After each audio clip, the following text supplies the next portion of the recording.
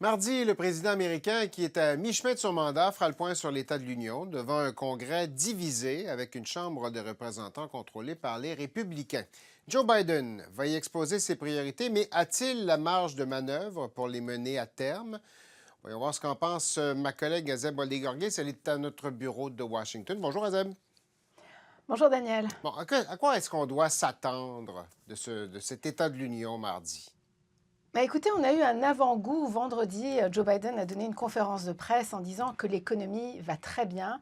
Il a sorti les chiffres du mois de janvier en disant qu'il y a eu une création de plus de 500 000 emplois juste pour le mois de janvier, que le taux de chômage est à son plus bas depuis 1969, c'est-à-dire 3,4%, que l'inflation est en baisse également. Donc, on s'attend à qu'il soit vraiment positif, optimiste. Il veut redonner confiance aux Américains. Il va également certainement parler de ses victoires législatives.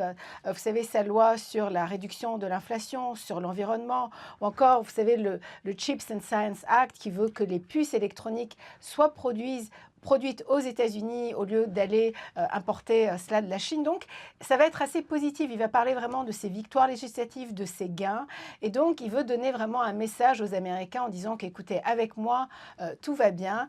Également pour les élections de mi-mandat, vous Ouais. savez que les démocrates ont quand même remporté le Sénat, ce qui est très rare quand on a les élections de mi-mandat. Donc, on s'attend à un Joe Biden assez positif qui va vraiment parler beaucoup de ses victoires. Bon, M. Biden va aussi probablement parler de cette capacité qu'il a déjà vantée à bâtir des ponts. Sur quels enjeux peut-il bâtir des ponts, cette fois, pour la deuxième partie de son mandat? Bah, écoutez, ça va être extrêmement difficile parce qu'évidemment, avec Kevin McCarthy, qui est le Ouais. nouveau président de la Chambre des représentants, ils veulent pas vraiment que Joe Biden réussisse. Là, ils vont lui rendre la vie extrêmement difficile. Joe Biden va évidemment tenter de rassembler les Américains sur la question de l'Ukraine, par exemple. Vous savez, lors de son dernier discours sur l'état de l'Union, il disait que voilà, c'est un débat, c'est soit la tyrannie, soit la démocratie. Donc, il va parler du fait qu'il a réussi à rassembler le monde occidental, à rassembler l'Europe, à unir l'Europe contre la Russie, qu'il a réussi également à renforcer l'OTAN. Donc là-dessus, il va vraiment miser sur le retour, si vous voulez, des États-Unis sur la scène internationale. Mais pour les républicains, évidemment, ils n'ont pas à gagner, à ce que Joe Biden réussisse. Vous savez, il va tenter évidemment une loi, législation sur les armes à feu, sur l'avortement, également sur la réforme de la police. Vous savez qu'il va Ouais. y avoir la mère de ce jeune Afro-Américain qui a été abattu par des policiers le 7 janvier dernier. Sa mère et son beau-père seront au Congrès mardi soir. Donc, il va parler également de la réforme policière, mais les républicains vont évidemment lui mettre les bâtons dans les roues. Donc, ça va être difficile pour Joe Biden, ce mi-mandat. Bon, alors, quel grand projet peut-il, doit-il réussir devant cette opposition républicaine? Bah, ça va être extrêmement difficile, à commencer par le plafond de Ouais. la dette que les démocrates aimeraient bien relever. On parle quand même d'un montant énorme, 381 milliards de dollars. Donc les républicains font la fine bouche, ils ne veulent pas relever le plafond de la dette. On a jusqu'à janvier, jusqu'à juin. Et si jamais il n'est pas relevé, on parlerait d'un défaut de paiement aux États-Unis. Et ça serait catastrophique pour l'économie américaine, évidemment. On sait également qu'il y a le Freedom Caucus là, chez les républicains qui vont vraiment lui mener la vie dure. Chaque fois qu'il va proposer quelque chose, ils vont le bloquer. Et ce Freedom Caucus, on parle de Jim Jordan, de Marjorie Taylor Greene. Ces gens-là, par exemple, ils veulent qu'on arrête l'aide à l'Ukraine, l'aide militaire à l'Ukraine.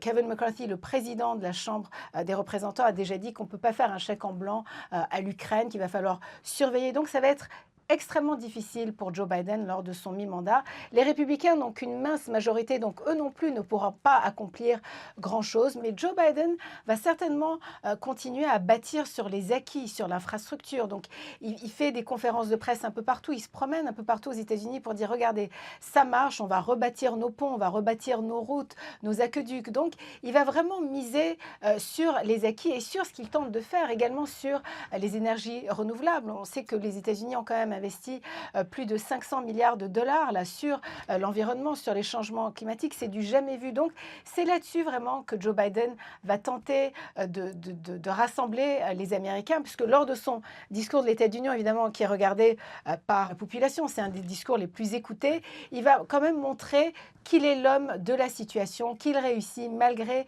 ses 80 ans, malgré ses critiques, qu'il a quand même réussi son pari de relever l'Amérique, de relever l'économie américaine et puis surtout de ramener les États-Unis sur la scène internationale comme un joueur incontournable.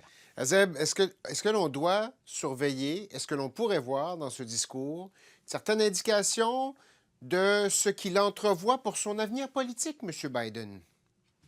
C'est la grande question. Il a quand même 80 ans, il va avoir 82 ans en 2024. Est-ce que les Américains sont prêts à l'élire? Donc les gens disent, écoutez, il a réussi quand même un tour de force.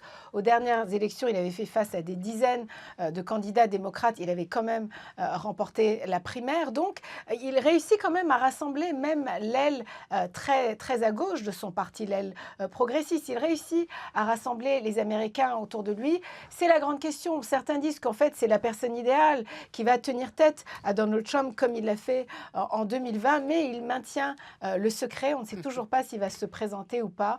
Donc, évidemment, à suivre. On va surveiller ça avec intérêt. On va surveiller votre couverture mardi à Isabelle Desgargues à Washington. Merci infiniment d'avoir été des nôtres. Je vous en prie.